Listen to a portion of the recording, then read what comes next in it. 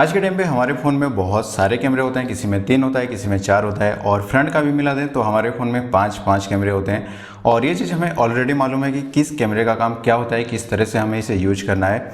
और साथ में हमें ये भी मालूम है कि एक फ़ोटो को क्लिक करने का जो पूरा प्रोसेस होता है वो किस तरह से काम करता है। मतलब जब भी आप फ़ोन में कोई भी फ़ोटो क्लिक करते हो तो आपके लेंसेज के थ्रू लाइट अंदर आता है, सेंसर तक जाता है। यहाँ पे बहुत सारे कलर फिल्टर्स लगे हुए होते हैं जो कि कलर्स को डिटेक्ट करते हैं। यहाँ पे पिक्सल के थ्रू ये एक इमेज को क्रिएट करता है और ये सारी चीज़ें सॉफ्टवेयर के थ्रू प्रोसेस होने के बाद फ़ोन के डिस्प्ले में आप डिजिटली एक फ़ोटो को देख पाते हो। और साथ में आपको ये भी मालूम है कि एक इमेज सेंसर किस तरह से काम करता है, मेगापिक्सल कितना मैटर करता है या फिर इमेज प्रोसेसिंग कितना ज़्यादा इंपॉर्टेंट होता है।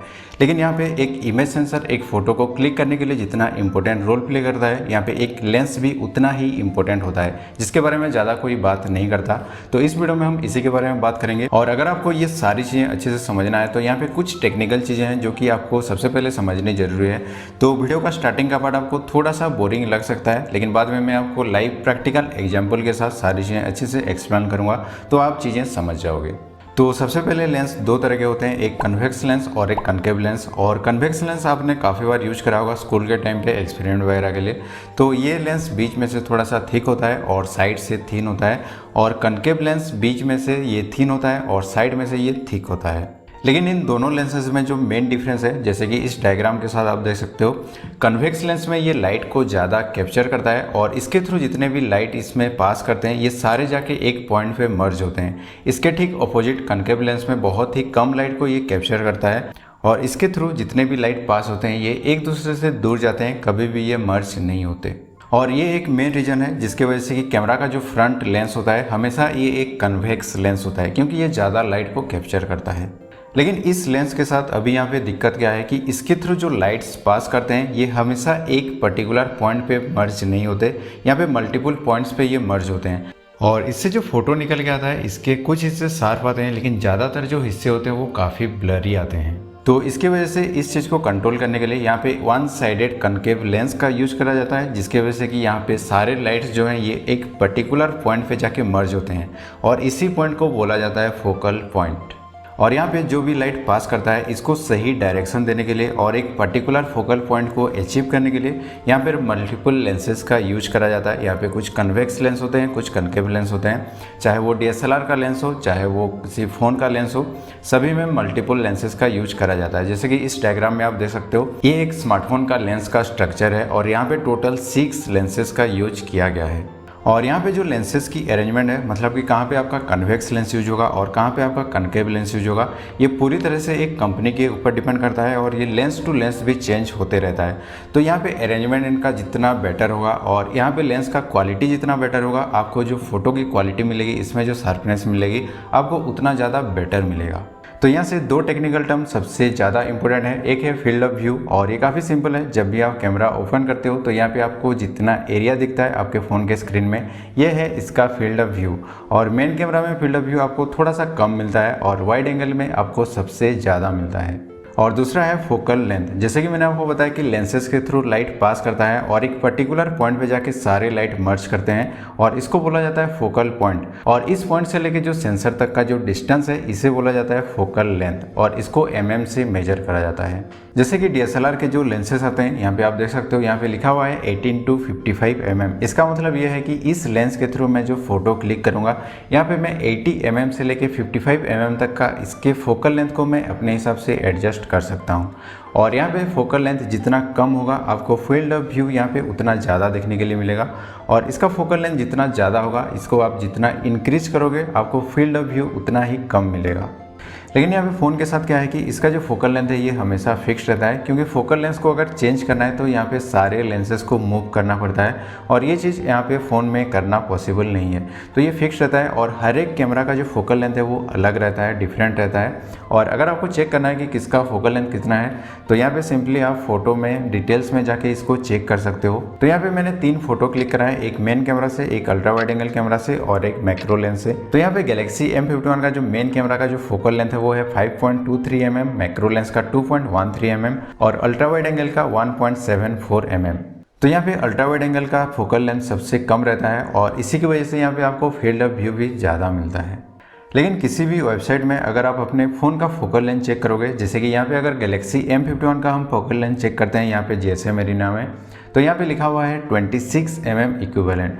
लेकिन यहाँ पे 26 mm इक्विवेलेंट का मतलब ये है कि अगर आप एक फुल फ्रेम DSLR में फ़ोटो क्लिक करते हो, क्योंकि यहाँ पे DSLR भी दो तरह के होते हैं, एक क्रॉप सेंसर DSLR होता है और एक फुल फ्रेम सेंसर DSLR होता है, जिसका कि सेंसर साइज थोड़ा सा बड़ा होता है, 35 mm का यहाँ पे सेंसर यूज होता है।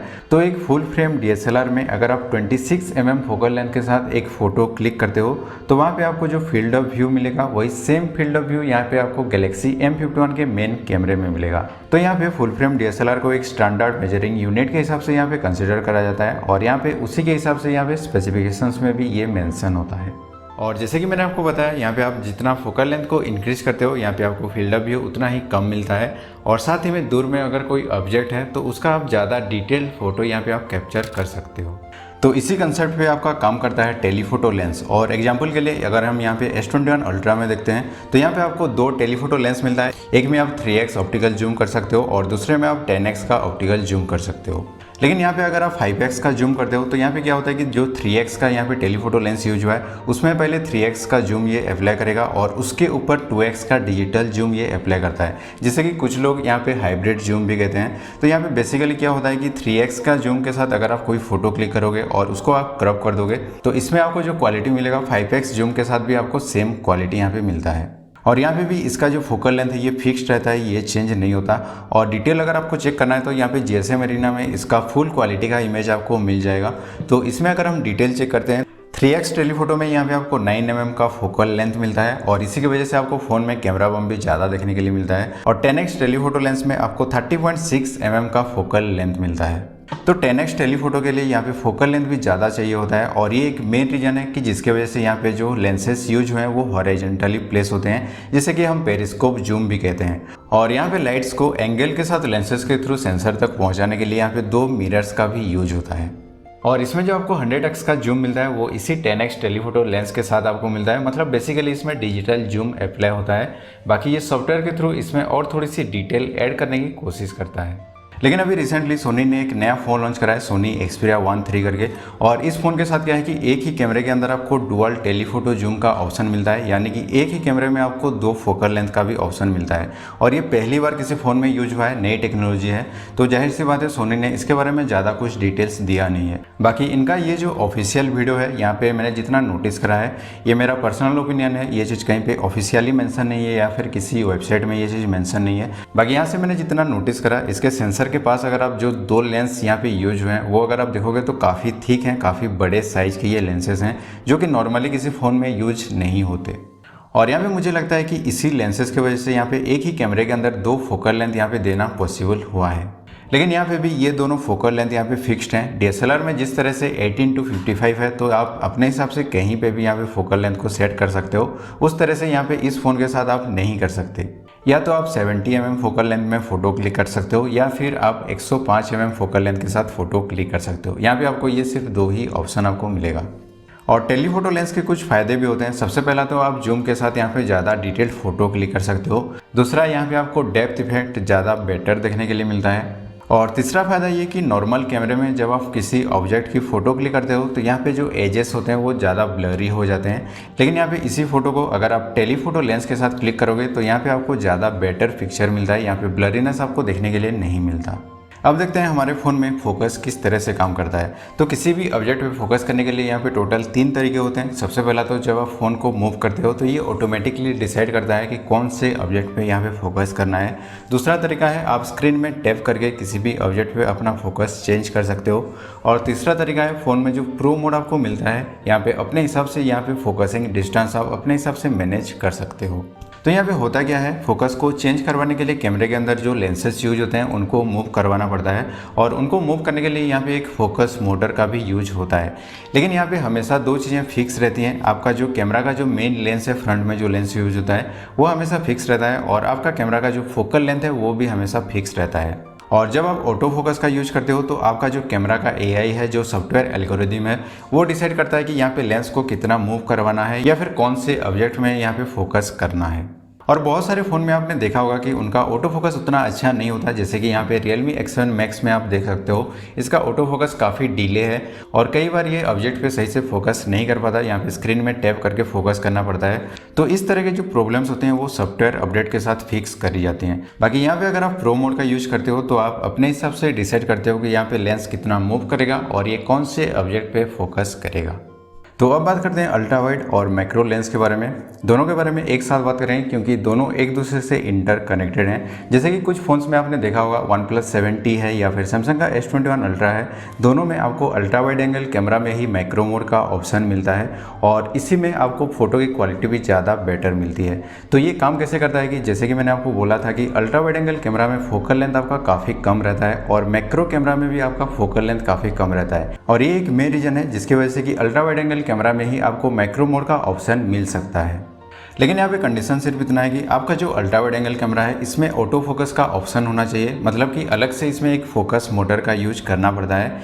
क्योंकि यहाँ पे क्या होता है कि जब आप अल्ट्रा वाइड एंगल कैमरा में फ़ोटो क्लिक करते हो तो आपका जो फोकसिंग डिस्टेंस है वो ज़्यादा होना चाहिए, लेकिन मैक्रो मोड के साथ इसका ठीक उल्टा होता है। मतलब यहाँ पे फोकसिंग डिस्टेंस जितना कम होगा, जितना करीब से ये फ़ोटो क्लिक करेगा, यहाँ पे फ़ोटो की क्वालिटी आपको मैक्रो मोड में ज़्यादा बेटर मिलेगी। और इसे मैनेज करने के लिए यहाँ पे लेंसेज को मूव करवाना पड़ता है और इसके लिए फोकस मोटर चाहिए होता है। और अगर फ़ोन में फोकस मोटर यूज होगा तो इसमें फ़ोन के प्राइस में भी फ़र्क आएगा और ये एक मेन रीज़न है जिसकी वजह से कि हमें ज़्यादातर फ़ोन्स में अल्ट्रा वाइड के साथ मैक्रो मोड का ऑप्शन नहीं मिलता। लेकिन यहाँ पे भी फोकल लेंथ फिक्स रहता है, जैसे कि ये दोनों फोटो अल्ट्रा वाइड से क्लिक की गई है, एक अल्ट्रा वाइड फोटो और एक मैक्रो फोटो, और दोनों का अगर आप फोकल लेंथ चेक करोगे तो दोनों का सेम है। और यहाँ पे एक और फ़ोन आता है Redmi का Note 10 Pro Max और यहाँ पे भी मैक्रो मोड थोड़ा डिफरेंट तरीके से यूज किया गया है। यहाँ पे मैक्रो कैमरा में आपको एक टेलीफोटो लेंस भी मिलता है जिसकी वजह से कि यहाँ पे फ़ोटो में आपको डिटेल्स काफ़ी बेटर मिलता है, फ़ोटो की क्वालिटी काफ़ी बेटर आती है। और आपको ये ऑलरेडी मालूम है टेलीफोटो लेंस यानी कि इसमें ऑप्टिकल जूम होता है और इसका फोकल लेंथ भी ज़्यादा रहता है। जैसे कि इस फोटो में अगर हम इसका डिटेल चेक करते हैं तो इसका फोकल लेंथ है 4.10 mm, जो कि एक नॉर्मल मैक्रो कैमरा के फोकल लेंथ से 2 गुना ज़्यादा है। तो टेक्निकली इसे आप एक 2x टेलीफोटो मैक्रो कैमरा भी बोल सकते हो। और इस वीडियो में बस इतना ही। अगर आपको वीडियो अच्छा लगा हो तो लाइक कर देना वीडियो को और सब्सक्राइब कर देना चैनल को ऐसे ही और कंटेंट के लिए। और मैं मिलता हूँ आपको नेक्स्ट वीडियो में, तब तक के लिए take care and good bye.